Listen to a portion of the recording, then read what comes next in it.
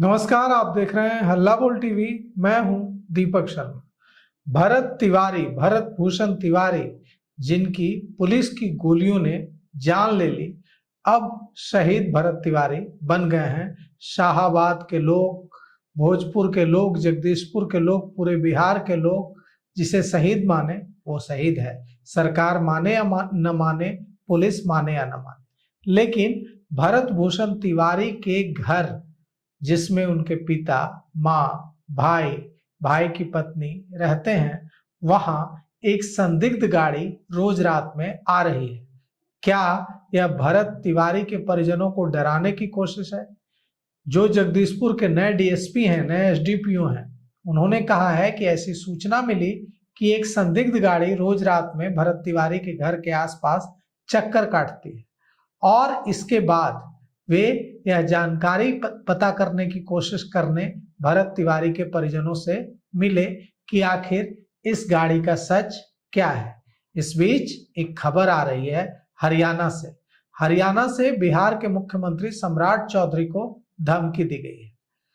हरियाणा से आम आदमी पार्टी के पूर्व अध्यक्ष नवीन जयहिंद ने भरत तिवारी एनकाउंटर केस में बिहार सरकार से नाराज होकर कहा है कि जो बिहार के मुख्यमंत्री सम्राट चौधरी पर हमला करेगा उसे वे 5 लाख रुपए का इनाम देंगे।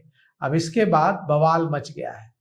रविवार को हरियाणा के रोहतक में आम आदमी पार्टी के पूर्व प्रदेश अध्यक्ष नवीन जयहिंद ने भरत तिवारी को श्रद्धांजलि दी, मुंडन कराया और ऐलान कर दिया कि जो बिहार के मुख्यमंत्री सम्राट चौधरी पर हमला करेगा उसे वो 5 लाख रुपए का इनाम देंगे, चाहे इसके लिए उन्हें किडनी बेचनी पड़े, लेकिन वे वादा पूरा करेंगे। अब इसे लेकर विवाद हो गया है, क्योंकि रोहतक के गांव पहरावर में भरत तिवारी के लिए, भरत तिवारी को याद करते हुए सामूहिक मुंडन करवाया गया और यह ऐलान किया गया। इस बीच एक खबर और आ रही है।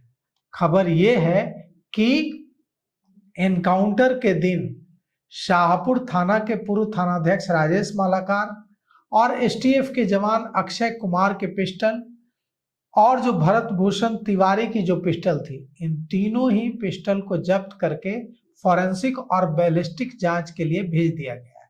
भोजपुर के एसपी राज ने इसकी पुष्टि की है।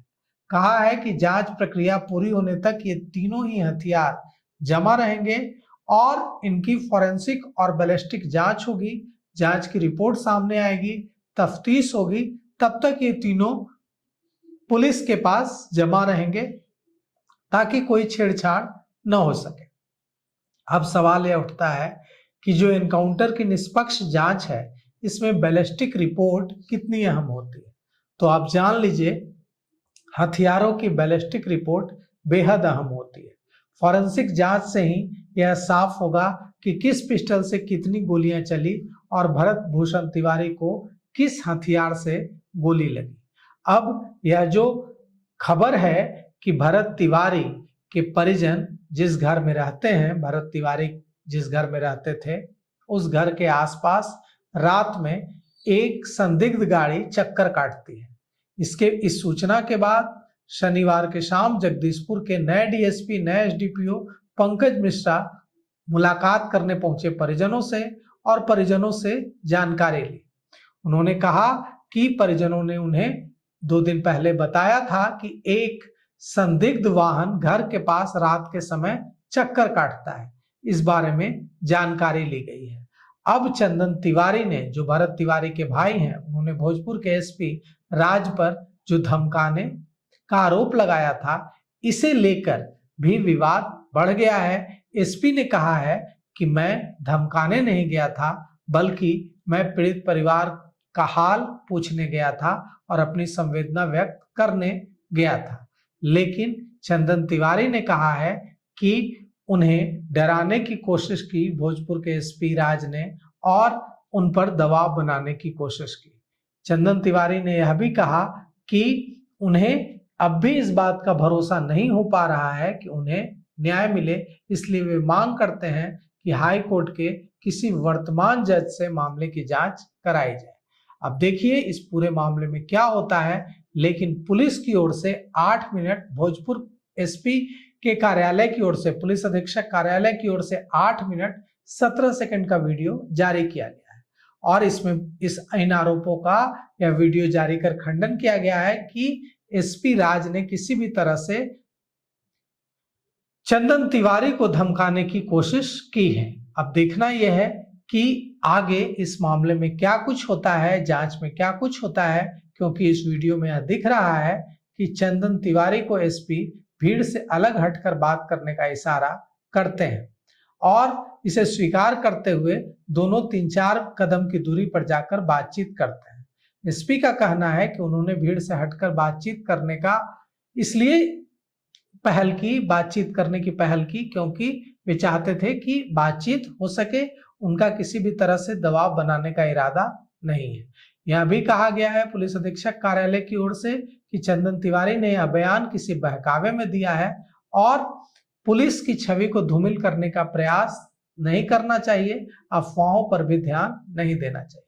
अब देखिए इस मामले में जांच में क्या कुछ सामने आता है, लेकिन सिर्फ बिहार ही नहीं पूरे देश के कई हिस्सों से लोग पहुंच रहे हैं शाहपुर, बिलौटी और भरत तिवारी के पक्ष में आवाज बुलंद कर रहे हैं।